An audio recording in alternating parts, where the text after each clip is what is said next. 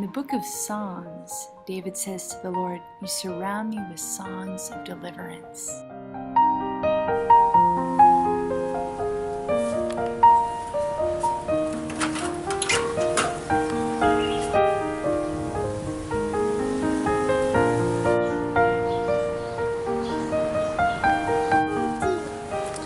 It's easy to feel that's true when the wind is blowing, the birds are singing outside. But what about when God is silent?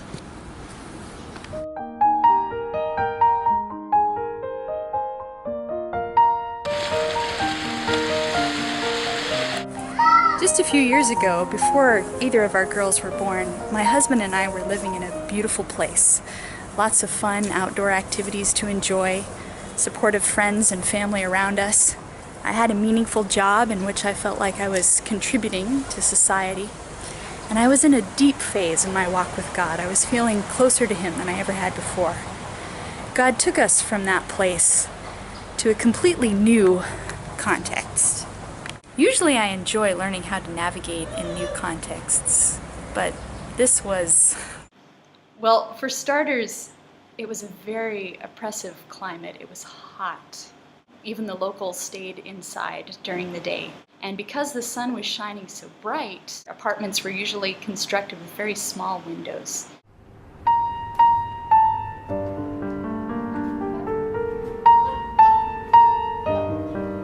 I went from being full-time in the workforce to being a full-time stay-at-home wife.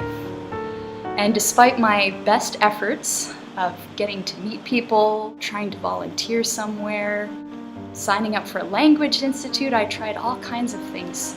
No matter what I did, I kept coming up against roadblocks.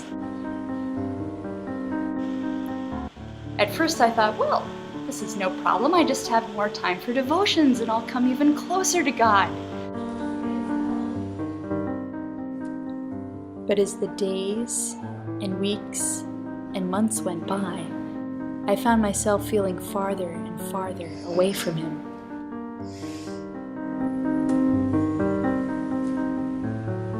Finally, to top it all off, I experienced a miscarriage.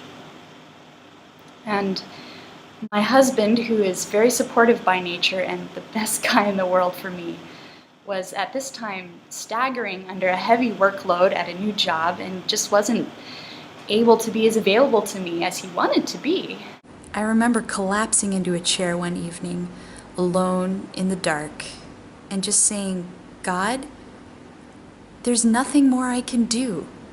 Nothing more I can try, nothing more I can be. And from you, there's nothing." Now, I wasn't crying. I'd done that. I wasn't expecting an answer. But as I sat there in my nothingness, I heard a melody. There wasn't a voice, there were no words, but I heard it.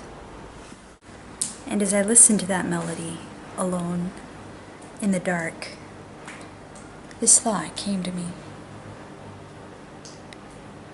Just because you can't hear me doesn't mean that I'm not still singing.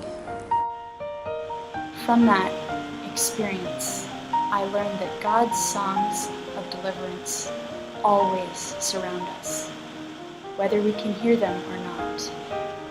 The melody that I heard that night and the thought that came with it became a song. I don't know what you're going through right now, but I pray that this song will help you trust that you will hear God's songs of deliverance again.